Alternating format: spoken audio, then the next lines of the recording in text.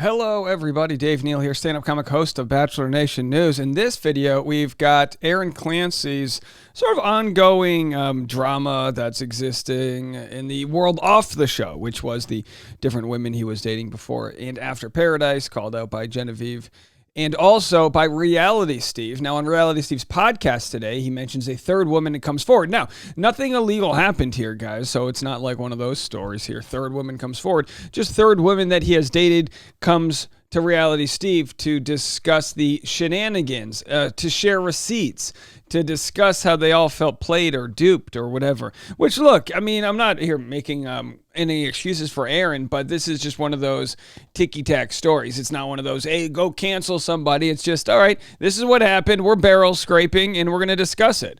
So follow me on Instagram at DNeals, patreon.com/Dave Neal. I'm going to be going live right after this on the behind-the-scenes live stream.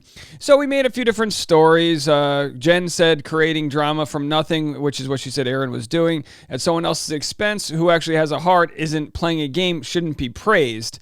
But of course, you see from this photo here, Reality Steve shared images of the other women in his story, and then, of course, he interviewed Lady B, Beth, as he's calling her, the secondary lady that Aaron was with. He went back with the first one, but now a third lady, who I'm going to play in Reality Steve's podcast, reached out to Reality Steve and said she lived with him for 3 years. So, look, I mean, relationships don't work until they do. And a lot of times they don't end well, especially if communication is poor or, you know, we always say hurt people hurt people. So maybe there's a void he's trying to fill. We don't know. Most people figure this out in their 20s, 30s. Some people don't. I always say this, you keep getting the same issues with different scenarios unless you change the underlying sort of problem as it exists, which I don't know what it is, or if there is one. Maybe we're just looking too far into this. So anyway, we shared the text messages that were swapped by his exes here. So Reality Steve has all of their text messages. I'll read them in a second. So he calls them A and B, Amy and Beth. Those are their pseudonyms.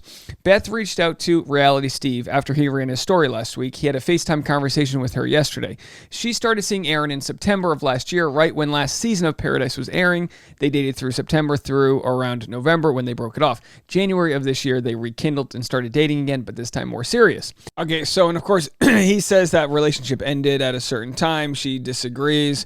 And then, of course, the ladies went back and forth with each other to share notes. In Aaron's defense, which we've already covered, he has said, look, I showed the lady all of the text messages, Lady A, woman A, girl A, whatever you want to call it, disgruntled female A, I don't know. He said, I shared all the text messages with her, and she seemed to be okay with it. And so maybe some of these were cherry-picked or taken out of context. Well, here's what Reality Steve has to say regarding the fallout from his interview with Lady B this past Friday. And oh, by the way, since Friday's podcast, yes, another one has come forward. But this person has moved on with their life.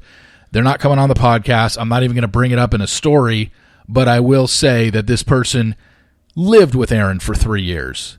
And you know why she contacted me?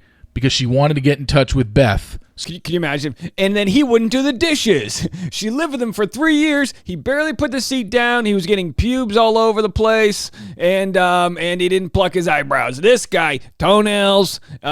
He would eat peanut butter with a spoon and not wash the spoon out. I'm just listing things that I've had my lady complain to me about. His toenails were too sharp. It got drafty. He preferred the thermostat at 68 degrees because he ran hot, and his self-tanner ruined our white towels. So they can swap stories. They've spoken and they've swapped stories, and everything that she heard on the podcast with Beth on Friday, she told me sounded all too familiar.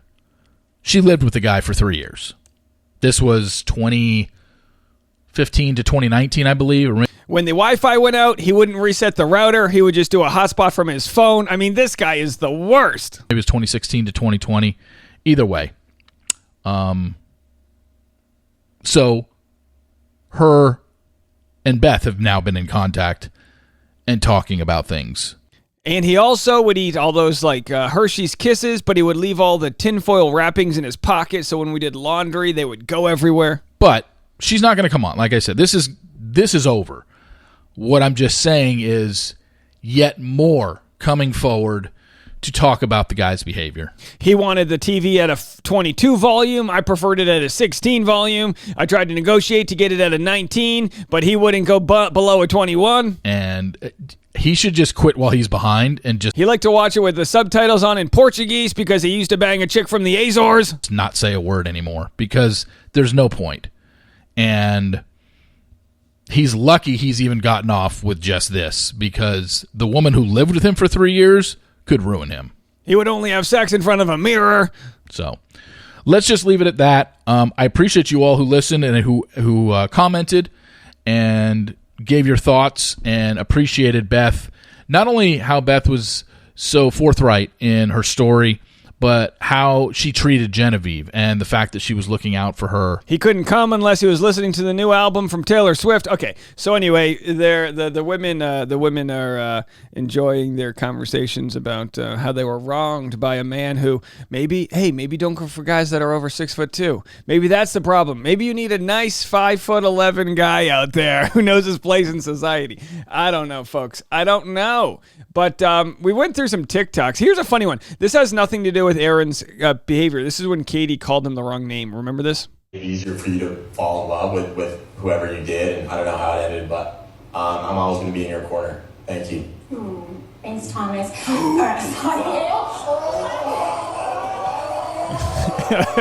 She goes, thanks, Thomas.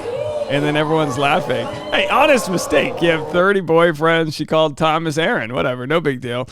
All right, and here's Genevieve and Aaron uniquely discussing their relationship and breakup. Like I said, I saw a side of him I never thought. Like, I've met him a few times and I didn't see that. He has a sensitive, like, affectionate side, and I really like that. So for a while, for like maybe a week, I actually really was like, this could be my person. And then when like the fighting started and how he spoke to me, I just slowly started like drawing back, and my feelings just were hurt, and it didn't end the way that I wanted it to. Genevieve and I, we had a lot of ups and downs. Obviously, as you guys can see on screen, the ups were really up, the downs were pretty down. At the end of the day, I try to do the relationship justice by really trying as long as I could, as the length of paradise, from my first day to really the end, to make myself confident that we could have a successful relationship after. And at the end of the day, our communication really never changed. And at the end of the day, there was 2 women back home. And look, what am I going to share my Netflix password with 3 different women? Are you kidding me? They're going to know. They're going to flag me. All right, and here's a final. We always like to learn. We always like to learn something here on the channel. Make Marriage Work, is that her name? Yeah, Make Marriage Work on TikTok posted the conflict cycle map. So this might be good. We can always learn something from watching arguments happen on TV.